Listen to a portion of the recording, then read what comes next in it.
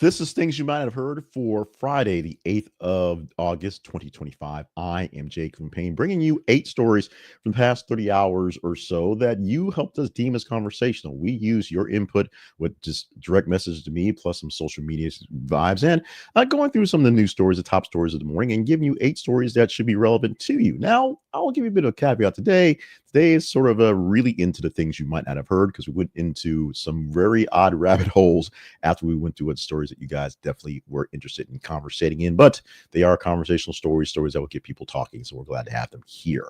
We're glad to have you with us as well on this Friday. So remind you real quick that our website home for more details about us, you can find out there to save us time here, is at thisistheconversationproject.com. Our spotlight sponsor today is Ground News, so visit them at thisistheconversationproject.com/ground news. You get 40% off their Advantage plan, and we get a small commission as they are a affiliate link for us there. So as we promised, and we are going to promise, we'll fulfill that promise. 8 news stories from the day, including some K-pop Demon Hunter. Believe it or not, it's not more popular than you think. You may think it's a joke. Trust me, because I got kids who've watched this thing at least 300 times since it's been released. It's no joke. Also, definitely no joke. An ICE detainee is found hanging from his neck, and also new 911 victims have been identified after all this time. So we get a lot of the serious, a bit of the silly, and some things that are somewhere way off the beaten path for your stories for this Friday. Let's start off with the serious, and when it's very serious, it's affecting us right now and may have more actions politically than we may want to deal with going forward. Israel announces a plan to retake Gaza City in another escalation of the war they're currently having in the area. The Israeli military officials have revealed a plan to actually retake Gaza City, marking a significant escalation in the ongoing conflict with Hamas. The operation will involve ground forces and increased airstrikes aimed at dismantling Hamas' remaining command structures. The Israeli leadership cited recent hostage developments and the continued rocket fire from Hamas as justification to basically take down the city. Military groups are warning that renewed offensive is that's going to worsen civilian displacement and casualties. Right now, there's issues with feeding people and finding them in Gaza to feed them. This may make it worse, say all the people who are detracting this, but Israel says this must be done to basically make sure Hamas is taken down. The move actually signals a breakdown in the ceasefire negotiations that's been going on for months, or basically as the war is coming on, and a pivot back to a full-scale urban warfare that Israel opened up with in the beginning of the conflict. This is something that is not going to be easy to undo. Definitely not easy to actually get some sort of resolution to. We are praying for the best in this situation, but right now, Israel thinks this is what it needs to do to defend itself. The Gazan people are dealing with just a war that's going on as hell, and Hamas is being Hamas, which is what they do. New news of 3 new victims being identified from the 9/11 attack by New York Coroner's Office. Medical examiner in New York has identified 3 more victims of the 9/11 attack using advanced DNA analysis. After all this time, the betterment of DNA is making it easier to identify folks, but it still took all this time for these 3 people. The new identified people include 2 men and 1 woman whose remains were recovered near the World Trade Center site. Families are being notified. They released 2 names out there. So if you go to the story link, you'll see names of 2 people who have been released publicly, the names of them. One person not quite having the been contacted by the family, so they haven't released that one yet.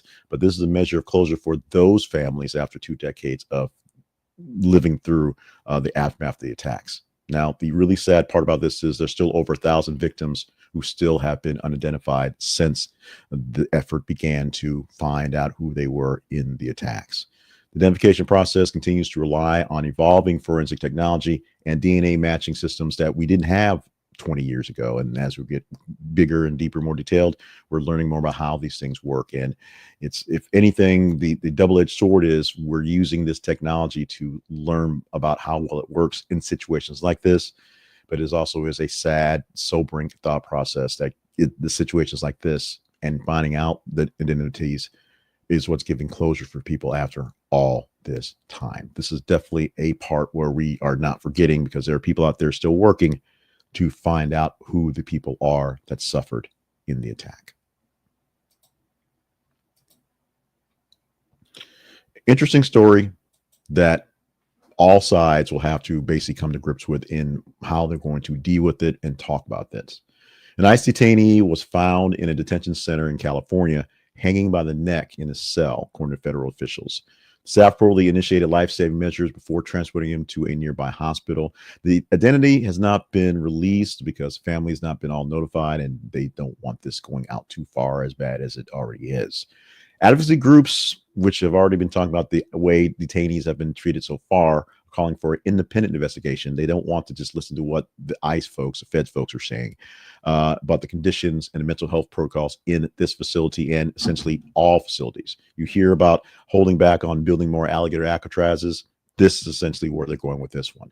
ICE launched an internal investigation to go over coordination with local authorities, make sure things are on the up and up from their part. But as we said, many people want the independent review, someone who is not in the ICE ring, pun intended, to actually talk about what's happening inside. Someone who will probably not be a part of that inquiry is Dean Cain, but he's getting into the ICE business directly, as the former TV Superman is going to be an honorary ICE officer being sworn in later this month. The designation is symbolic and a part of a broader ICE public relations campaign, a push to recruit more people as a challenge remains for what is now one of the largest military operational forces in the world, but still short-staffed to get the mission done right now. Now, he has been a long supporter, being Dean Cain, of strict border enforcement and military national security policy, so this is not out of his wheelhouse. He will not be on scene for any arrest. This won't be him as Christy Nome showing up dressed up for attacks, for arrests because she's the boss and can do that. This is more in the line of Shaquille O'Neal, who is a licensed police officer in Florida, I believe, still from back when he was with Miami, with back there, or Orlando, I say back there, and maybe with Miami as well, where he actually has a badge and he goes and does things. But it's mostly publicity. Shaq's not showing up at a house during a domestic dispute. Neither will Dean Cain be at a place rounding up immigrants in some sort of place. That's not going to happen. But critics are also still publicizing the fact that the publicity from a Dean Cain being a part of the organization is using celebrity to conflate the policy influence that is there. Although having Shaq a part of your sheriff's department, probably the same thing. It's a PR move. It's a move that is I would say, a good, smart move to do. It will probably bring in a few people to be a part of the organization. Though Dean Cain may be a bit out of time, if you will, in what is relevant because his Superman days were 20 years ago. But we shall see how this plays out. And of course, he's not giving up his job on Fox. Pause from the news. 4 more stories to come. 8 are promised to you. But before we go to those stories, I want to remind you that we need your help to help us grow our news nerd nation and get a better grasp of what's going on. As I am trying to live out my longtime dream fantasy of keeping into the news business, keeping into the media business, and being a relevant figure, I need you to help me seem like I'm more relevant, and that is by liking, sharing, and subscribing to the work we're doing here.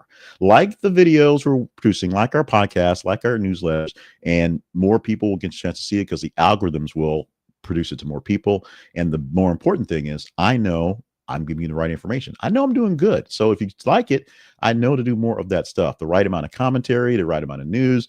There's less commentary in this particular thing now that we're doing faster, quicker things, but the right amount of stuff gets you the information you can use going forward. Share it with like-minded folks so that they can get a hold of it as well. And if you got this shared to you, or you found it in a like from the algorithms on TikTok, on X, on Facebook, on YouTube, subscribe so you don't miss out on a moment we give to you. And you don't have to hit notifications. We're not even looking for notifications. We're looking for subscribers so we know that we are reaching some folks out there as best as possible. Subscriptions is basically the way we can gauge how well we're doing.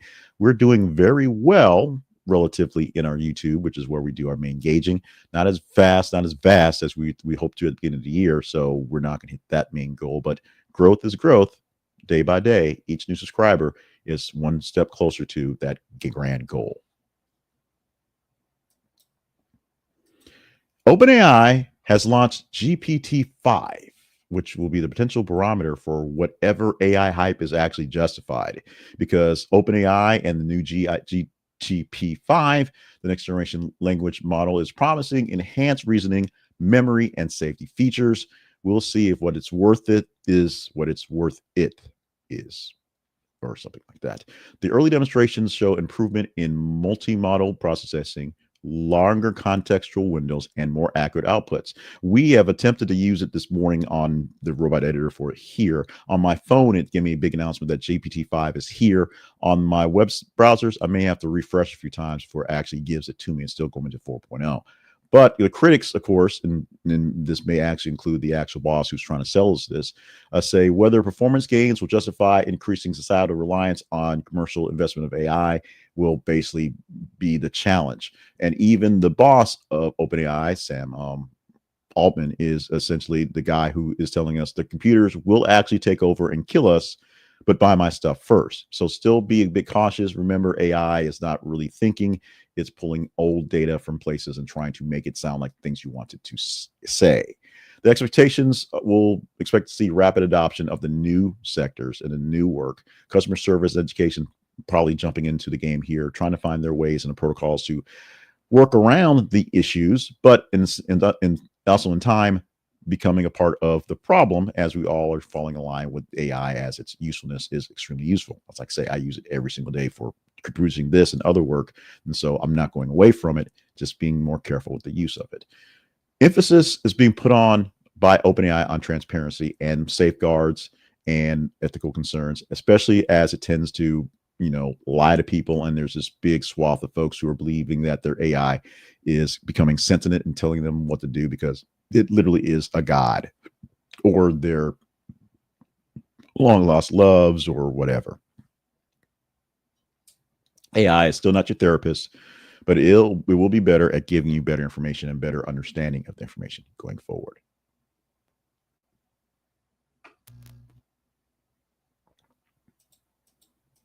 This next story was a bit of a swerve, and I fell for it because I, one, am a big fan of Scarlett Johansson. Two, watched this movie, hated it immensely, and wanted to believe what it said.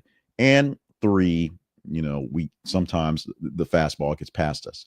But the actual new headline, as opposed to that the scene from Marriage Story was used to scare off wolves, is actually a bit of a misnomer. And the USDA had to step in, blasting this fight scene story from the actual movie for the meme, because it's a meme, about it scaring wolves away. USDA spokesperson had to jokingly call the infamous Marriage Story fight scene, which it claimed may scare wolves, in reference to the trending meme of what's going on. The file debate actually has been going on for quite some time. Animal behaviorists noted that the aggressive human behavior and tones in the film could actually affect pets. Like literally, if you have this playing near your pets and then the yelling and screaming, Fido might get a bit disturbed. It could happen. So the Scarlett Johansson Adam Driver film had a very dramatic argument while they're going through their divorce settlement and was cited by social media users as emotional terrorism for dogs. And because of that, the meme has grown and turned to a story where I fell for that they're actually flying over in helicopters, boom blasting the fight to kind of break up fights with wolves. USDA clarified its comment was satirical, joining a larger internet joke about the cinematic stressors on animals. And the moment actually ignited discussion around emotional regulation in media and real world environments. This fight, if you watch the movie, it's disturbing, but it's an actual insight to what many people deal with in the ending of relationships. It's a sort of a whirlwind relationship that began and then it broke up. And the problem that they had was two people with two lives that were going separate directions had to deal with the aftermath of having to co-parent, which became the issue. And two people living on two sides of the coast was a thing. That's a quick version of the story. But this is a movie that after I watched it, pretty much disturbed me myself, because the whole play out was just like, wow, this is how these situations can play out, and maybe worried about those things. But also just, well, Adam Driver is kind of a, he's a method actor. I'm a fan of Scarlett Jo, and it's with that one, and seeing them go through those sort of scenes was a bit much, just watching it. And what should have been I thought was a lighthearted movie, it was not, trust me. This movie, lighthearted, but also a bit more serious than you think, because believe it or not, K-pop Demon Hunters is the fourth most popular English language movie ever on the Netflix platform. The movie, K-Pop Demon Hunters, is a stylized horror action musical. It's the fourth most watched English language film of all time on the platform. It just is. I can't explain it. I know it's been watched 200 times by JJ. I can't explain it. The film is a blend of K-pop choreography, which is popular, also supernatural themes, and high school drama, which appeals to the global Gen Z audience as well. It's like watching Sailor Moon that's not actually made for adults, but it's made for kids, and it's K-pop, and there's, vampires and werewolves and things like that. Critics are praising the bold genre mashup and high production value, despite some plot inconsistencies. It is, after all, recruiting people for a K-pop band who go out there to fight vampires and things. Netflix says the film's success supports its strategy on international crossover content. People love it. I don't get it, but they do. Merchandise and soundtrack sales are also breaking records in Asia and North America. You don't have to understand it. You just have to go ahead and live with it. If you've got a teenager, you've got a Gen Zer in your house, ask them about it. They've seen it plenty of times. They'll explain it to you. You won't understand it. Don't worry about it. You're at that age. You're not supposed to understand. You're just supposed to engage with them because that's what the kids do these days. So, a crypto group is actually taking responsibility for the rash of sex toys being thrown onto the court at WNBA games. This gets a bit more complicated. This one I hope turns out to be more of a hoax, but the truth is there have been 3 games this season where sex toys have been tossed into the court. And a fringe crypto activist group are taking the credit for this one. They're calling it performance protesting because they want to get the word out at the WNBA games because they have a problem with it. The group posted a manifesto accusing the league, WNBA, of selling out to fiat and promoting soft capitalism. 2 quotes from the manifesto on a league that people say no one cares about. Apparently they do, and they're making a noise at this thing. Security has been tightened for the WNBA arenas, and police are reviewing surveillance video footage of everything to make sure they can kind of maybe guess how they got to those points and keep them happening going forward. League officials, of course, condemning the acts, disruptive and misogynistic, that's what we're saying, and possible criminal charges if they can find the folks doing it. It's a bizarre protest from a bizarre group, if you will, and it sparks online debate about crypto culture's extremism and attention tactics. There are a lot of bros out there who are also lined in with the incel culture and just this sort of red pillish of the folks on the internet. It's a whole lot out there that gets really wrapped up. I don't understand it. I sure hope this turns out to be an overly hoaxy type story. But the problem is three attempts, 3 actual cases so far of sex toys being thrown on the field while on the court while WNBA games are going on. So somebody's doing it. Someone's taking credit for it. We'll see if the credit is actually due, if you will. Let's move on, because 8 stories we promised you are there. 8 conversational stories to chat up with your friends, your families, maybe a foe on the bus, if you will. But where do the stories come from? They come from various news sources. I'm not beating the pavement getting these stories. So they come from various news sources, and you have to kind of get the viability. We wish we would have used Ground News beforehand for that marriage story, actual story, or I might not have posted it, but it turned out to be a great one to post. But Ground News is a service that allows you to see how news coverage is going on any story and how it's being covered from its perspective or its general perspective, whether it's a centerish sort of perspective, more down the middle, or whether it's getting more love from the left or the right. Now, what you see in Ground News are side-by-side comparisons of the headlines. So if a headline is more salacious from one side than the other, you'll see it. If some of the facts are there, as you get some side-by-side pieces of how the stories are being written and they're leading into something, you will see that. And they'll cover local news stories, they'll cover national news stories, and international news stories, so worldwide stories going forward. You can check out their blind spot feature. Will tell you what stories that your silo is not giving to you because they don't want you to see it, or they want you to see something else as a bigger, harder problem out there. And you can get to just do your own research in reality. Check it out by going to the website. This is theconversationprod.com/ground news. That is our affiliate link for the Ground News website. You'll get 40% off their plans for news, and you can give us a small commission back. It costs you nothing extra, but we get a big little chunk back to keep us on the air the internet air, if you will. So check it out at this. It's a conversationproject.com/Quran News. Get your news from a better source or a different source, or technically all the sources via Ground News. And we use it every day to check out various news stories and look for things if we're missing some plot holes in our plots. Like I said, wish you would look for it in the marriage story one. I went with that one and I got sucked in because it was a great story. And it turned out to be a better story. We got the reality to it, luckily, on that end. So check out Ground News. If you're worried about your news, they'll take care of you as they take care of us every single day. That wraps up the Conversation Project's things you might not have heard for Friday, August the 8th, 2025. Glad to have you along with us for the ride. If you joined us all week long, thank you so much for being a part of the things we do. Give us some comments and some feedback on how things are going so far. Today, a bit of a longer one because I got tongue-tied in some and a bit more expressive in others, but we're going to keep it to right about here, right around 20 minutes a day. We're going to hit 22 in total, so sorry about that, but keep it to something a bit more pithy, a bit more of a run, and try my best to keep myself engaged into those parameters. Help me out, if you will. Oh, help me out, please. But love you, mean it. We're going to come back come Monday and flesh it out again. Monday we'll have 10 stories because we have 2 extra days, so you get that addition.